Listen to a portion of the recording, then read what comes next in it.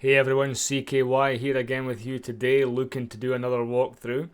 Today it's going to be on Hack the Box machine Devel with a focus on exploit MS11-046. I am excited about this one today for two reasons actually. The first being that this is a Microsoft machine and this is where the majority of my working experience lies. The other being that I did learn some new things when I was doing this machine.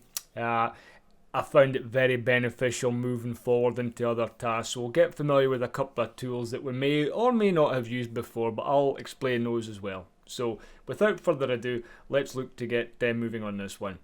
Those of you that have watched my videos before will know that I do like to ping the machine to make sure it's live on the network. So we ping 10.10.10.5 and as we can see, it's live on the network there.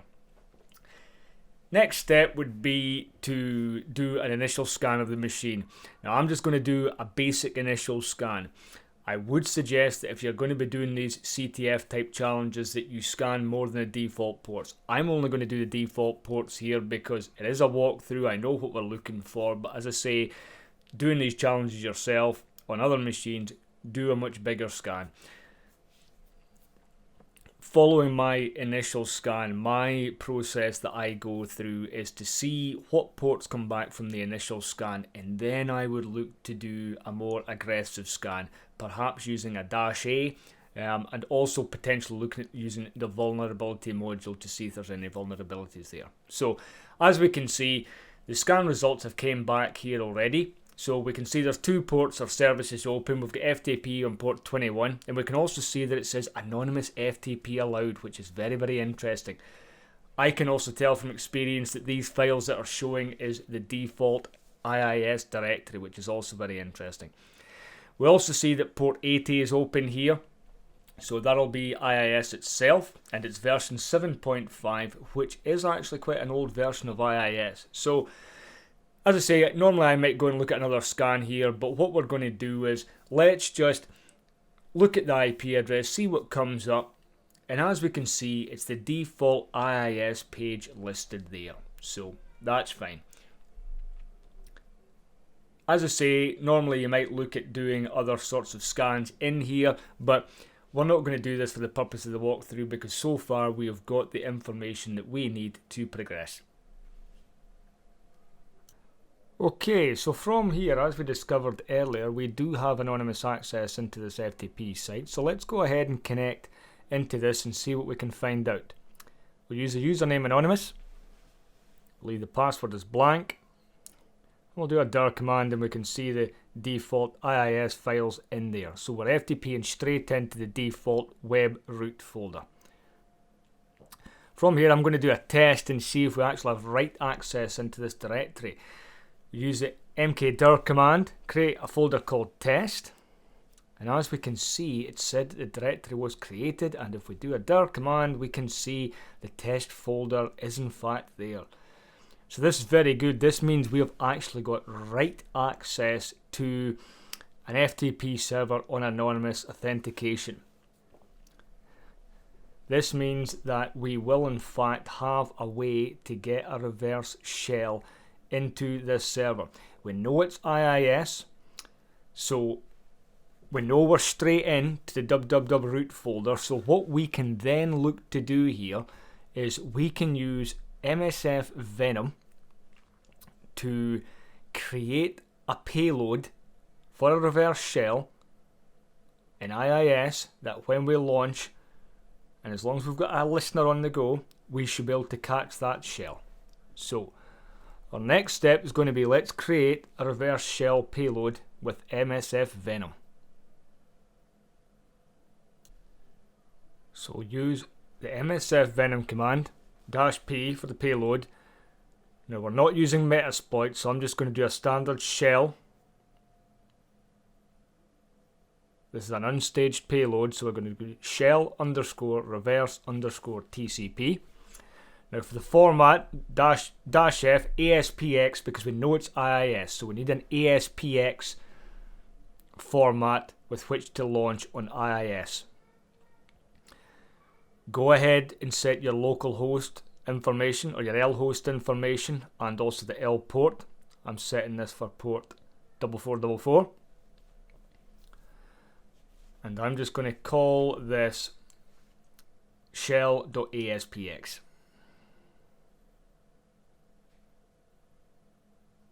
Hit return there. And as we can see, the payload file has been created.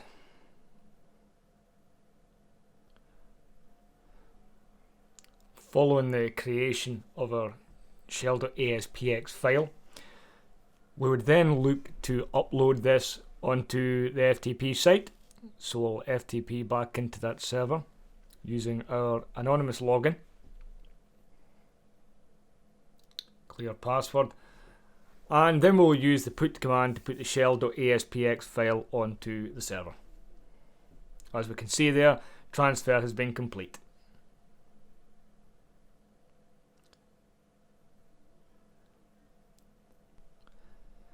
Okay, now from here what we then need to do is start a listener to catch the reverse shell. So we'll use netcat and we'll open up a listener on port 4444. We will then go to our machine here with the IP address and launch the shell.aspx file, which we'll upload it into the www root folder. So we've launched it there, and if we revert back to our terminal, we should have our reverse shell. And as we can see there, we do. We have a prompt, and if we do a who am I, we can see that we're logging on as the default IIS web user. So this is great. We've got our initial entry into this box, or our initial shell, should I say.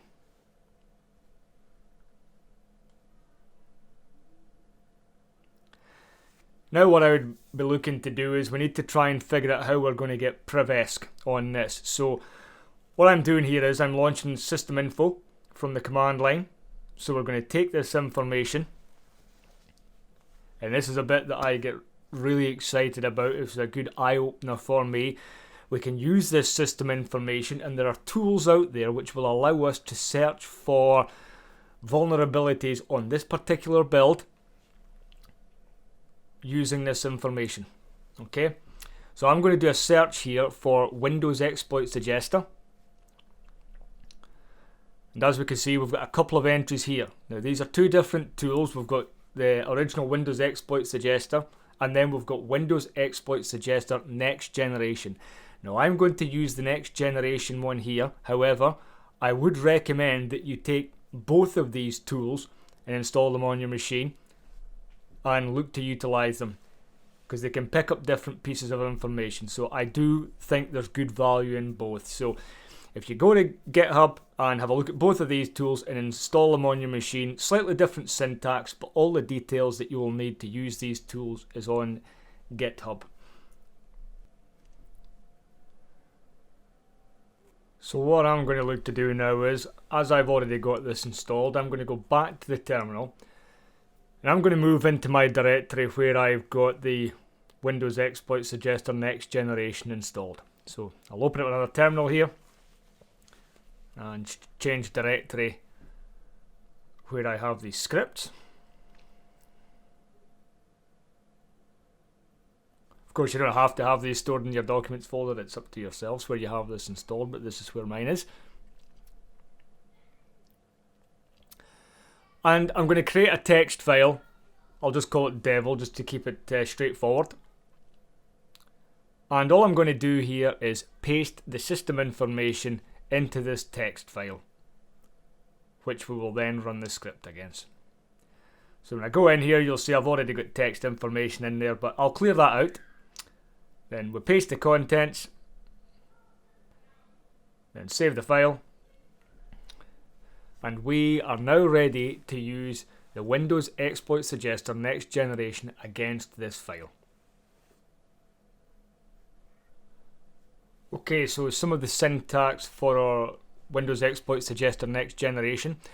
We've put in the text file name Devel there, and I've put a -i. Now -i means we're looking for an identifier for the type of exploit we're looking for. So I'm looking for a privesc, so I've put -i privilege And then I've put -e. Now -e means it's only going to show results for known exploits. All I'm looking to do here is try and filter that list down. So we've got a number of results here, and I would emphasize that normally you may have to go through a process of iteration through a number of these before you find one that may work. The walkthrough I am doing is for MS11-046, so I do know that the second entry there is the one that we're looking to use on this occasion. Like I say, when you're doing this yourself, you may have to go through a number of these before you find one that works. However, this is the one that we are looking to use for this exercise. Okay, so from here, what I'm going to look to do is, I would then look to download a copy of the script locally so we could make any necessary changes. So I'm going to move out of our Windows Exploit Suggester Next Generation folder, and I'm going to go into a local folder just for this machine, just so I can keep everything organized. You don't have to use the same sort of naming convention or same locations that I do, but I file them under the relevant platform and then the machine name. So we're in Hack the Box Devel here. And then I'm going to use Searchsploit to find MS11-046. Sorry, my terminal window slightly cropped there, so we couldn't see the end of the results. So I'll stretch that out. And the one we're looking for here is the entry on line 1, the 40564.c. What I would then look to do is use the locate command on our Kali machine here. Find this script, and then I would look to copy that into our local directory here so we can make any modifications as required. So use cp command, take the path, and for simplicity's sake we'll just keep it the same file name, 40564.c.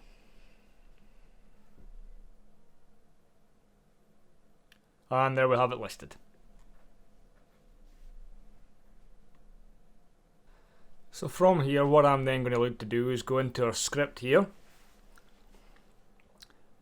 Now, as you'll note, it is a .c file, so we are going to require a compiler in here to make our exploit. But the syntax that we need is listed down in this line here, as I've just highlighted on the screen. Now, as I've just noticed, the syntax on the screen here does actually have the file listed as MS11-046.c, as opposed to the original script name that we used, so I'm going to look at changing that. So let's copy the syntax for just now and take it from there.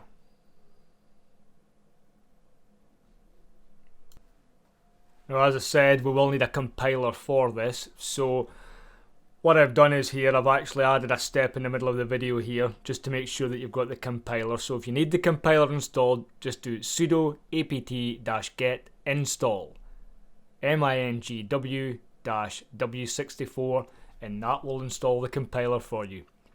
Now, as you can see, it's already installed for me, but I have added this into the middle of the video just to make sure that you will be able to compile your exploit for getting your Privesk. So let's look to proceed with creating our exploit. Now, as I had highlighted in the script syntax, there was a difference in the file name. So what I'm going to do here is, I'm going to rename our 40564.c to the MS11-046.c, just so we can do a straight copy and paste of the syntax. So we do an ls and we can see it's the same file but just with a different file name. And if we paste the syntax from the script, put it in there, there we go, hit return. If we do an ls, we now see our MS11-046.exe exploit. We are now ready to proceed with our Privesk on the reverse shell that we have gained onto our machine earlier. So what we will then look to do is we'll look to use the anonymous authentication.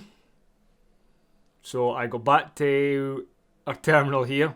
Sorry, I require the one where I can just do an FTP.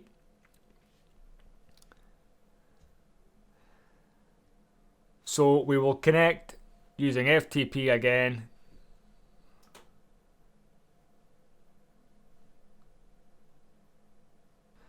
Okay, so we'll connect using our anonymous username and clear password again. And just a quick point to note here, when we're uploading exploits, executables, we do sometimes have to switch the mode to binary. If we don't, they can have problems executing. You may have a program too big to fit in memory or similar error. So switch the mode to binary just using the binary command. And then we use the put MS11-046.exe.